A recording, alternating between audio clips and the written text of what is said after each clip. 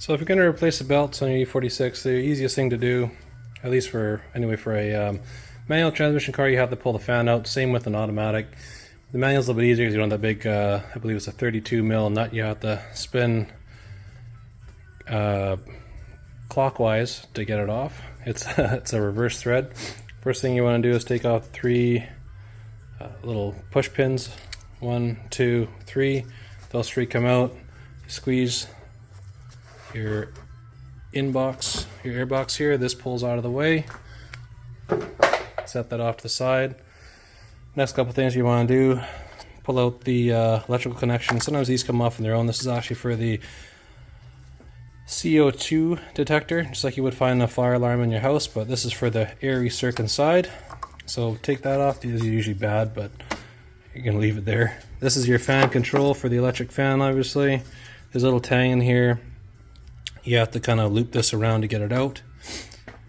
Past that, just to make things easier on yourself, you can just pull off this little elbow here. I also have to replace the intake boot, so I'm just going to pull the whole air box out. And further, there's one more push pin here, and there's also a Torx here. I can't remember what size it is, I believe it's T25. With the air box pulled out, I also pulled out my fan. This upper screw here, that is the T25 Torx. In the bottom here you can see these little tangs sticking out. You got 1, 2, and 3. And if you go over to your fan, these also correspond with locking into it when you put it back in, so make sure from them below that these are all in line. If those are not in line, they'll be just flopping around on the bottom. And now I'm going to remove the belts and check out the pulleys. If this is the first time you've ever attempted taking a belt off a car, or you've watched this video and said, hey, you know, I finally feel like I'm able to do this on my own. If this is your first time, I strongly recommend making yourself a diagram, especially if there's not one under the hood. Some vehicles, you'll see one under the hood here somewhere. This one, there's not.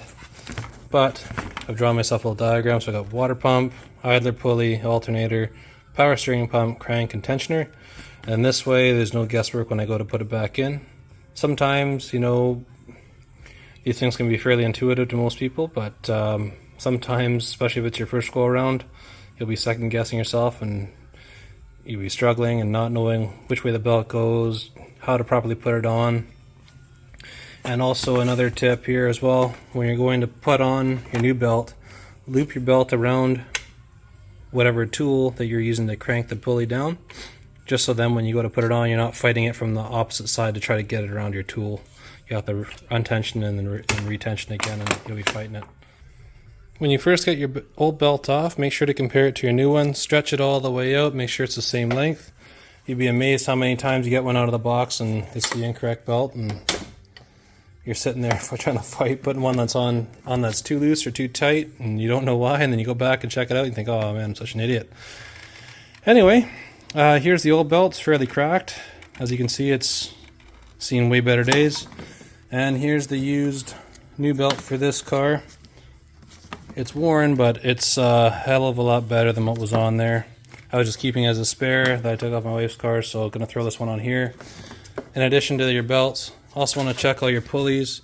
You know, wiggle your water pump if it's, make sure that there's not a lot of play in there. Spin everything, make sure everything feels okay. That pulley there doesn't sound that great, to be honest with you. It's kind of skipping a little bit. This one here is making a little bit of noise as well. Seen worse, but these probably should be replaced in all honesty. AC tensioner pulley, that one's really good. That one's nice. That's how it should sound. Should be silent, not a whole ton of movement, not just freewheeling like this. Obviously there's probably no grease in here anymore. And it's also missing the cap. But I don't know if you can kind of hear the audible sound. You want these to be fairly quiet. This will still be okay for the time being, but it should be replaced at some point. With your belts back on, make sure they're all in the proper grooves. They're not hanging out one rib over, one rib the other way. Because if you go to start it up and they're not in the right groove, they will eventually fall off or just chew up the new belt that you just decided to put on. After that, fire back in your fan in reverse order. It should be all good to go. I know at the start of making these videos, I was debating maybe changing this hose here to a used one that I had laying around from my wife's car, but to be honest with you, I think I'm just going to leave it alone. If I decide to keep this thing and I go through the cooling system, I'll just replace everything, but at this point I think I'm just going to leave it be. Anyway, on to the intake boot. So, as you can see here, this was the initial tape job. I'm going to have to slice this off, salvage this fitting, put it in the new one. And onto the intake boot. Got the upper one off, just working on the lower one, so going to have to take the diesel valve out of the way. There's two screws here. They are both T30s. You got one here and one here. Once you take both of those guys out, you're able to wiggle this out. You have more working space below. So correction, two T40 screws. I was still able to get out with the T30, but yeah, it's definitely a T40. Have the diesel valve pulled out. Want to inspect your gasket, make sure it's all intact. This one looks not too bad. I do have some replacement O-rings just in case, but this one's not going to need it. Sometimes these guys, they can actually fall apart right on the tip here, or you can also have chips or cracks out of this plastic flap. Another way to also test these too is if you twist this valve to the closed position and you want to stick your finger over this hole and see if it holds vacuum. If it does not hold vacuum at some stage here, like it won't keep it fully closed, it'll kind of flap back a little bit. But if it's completely loose, this is definitely needs to be replaced. But this one's all in good working order. Gonna put it off to the side and keep working on this lower intake boot. Side of the car I'll put back together again, have to take it for a road test, see how it does, clear the pre-CAT O2 sensor codes. This is hopefully due to all the holes in the intake boot. I've had pretty good luck with Rhine products in the past, which these are both, and if you look further down there, the hose going to the idle control valve, it's kinked a bit.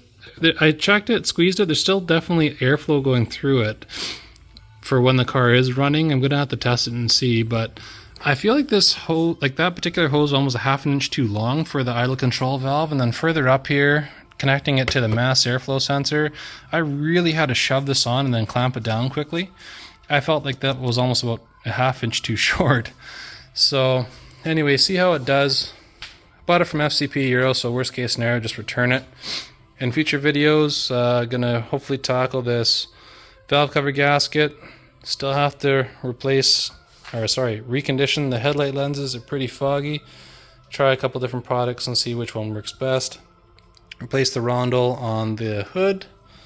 And of course do a general wash and detail on the outside. Past that, still have the rear quarter here. Still have to do a bit of body work on that. I haven't even touched this thing yet, but my plan is hopefully grind this down a bit, put a bit of rust converter, rust inhibitor over top, remud it, and then just try to fog it in. But I mean, this thing's been an accident before, and it's got quite a bit of Bondo here. Anyway, yeah, that'll be it for a future video. So this is the end of episode 5, and today we installed a new drive belt, which was free. Intake boots, $63, so our new total for the end of this episode is $34.29. If you enjoyed this series and wish to see the continual progression, please like, share, subscribe. See you next time.